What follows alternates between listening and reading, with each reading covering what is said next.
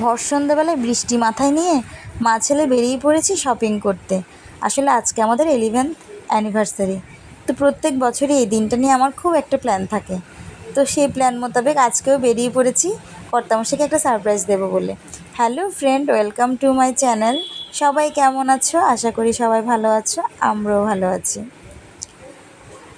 প্রত্যেক মেয়ের জীবনেই বিবাহের দিনটা অনেক স্পেশাল থাকে, তেমন আমারও এই দিনটা নিয়ে খুব প্ল্যান থাকে, জল্পনা কল্পনা থাকে। প্রায় 2-3 মাস আগে থেকে আমি প্ল্যান করে রাখি কি করব না করব, কীভাবে কর্তামশাইকে সারপ্রাইজ দেব।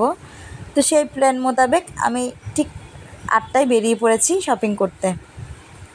কেননা 10টা 10:30টার দিকে কর্তামশাই আসবে, 12টার দিকে কেক কাটবো, ওভাবে প্ল্যানিং করা আছে। কিন্তু বের হবো কী করে, কী পরিমাণ বৃষ্টি হচ্ছে বাইরে। ভেবেছিলাম মেয়েকে নিয়ে বেরোবো, কিন্তু এত বৃষ্টি হচ্ছে, মেয়েকে সামলে ছেলেকে সামলে আমি ঠিক বেরোতে পারছি না। তো মার বাড়িতে যে রেখে আসবো সেটাও অসুবিধা হচ্ছে।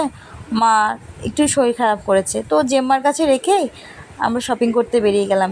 এই যে একটা গ্রিন কালারের টি শার্ট, এটা প্রাচুর্যের খুব পছন্দ হয়েছে। বললো মাম্মা পাপাকে এটা খুব ভালো মানাবে, তো এটা নিয়ে নিলাম। আমার একটা ইয়েলো কালারের টি শার্ট পছন্দ হয়েছে, সেটাও নিয়ে নিলাম। তো মোটামুটি শপিং করা শেষ হয়ে গেছে, আর একটু শপিং করবো বিল কাউন্টারের ওখান থেকে নিয়ে নেব।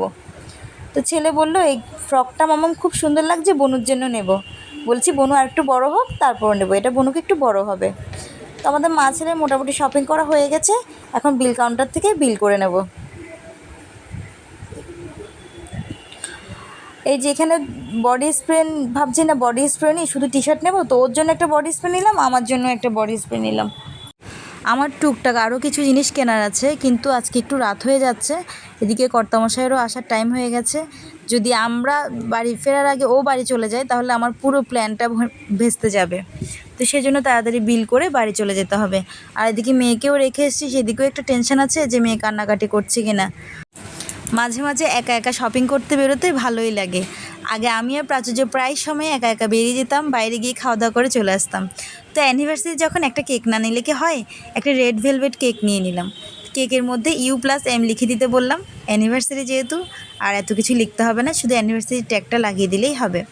তো আসার পথে প্রাচুর্যকে একটু এগরোল খাইয়ে দিলাম, ও এগরোল খুব ভালোবাসে, এই জন্য এগরোল খেয়ে নিচ্ছে।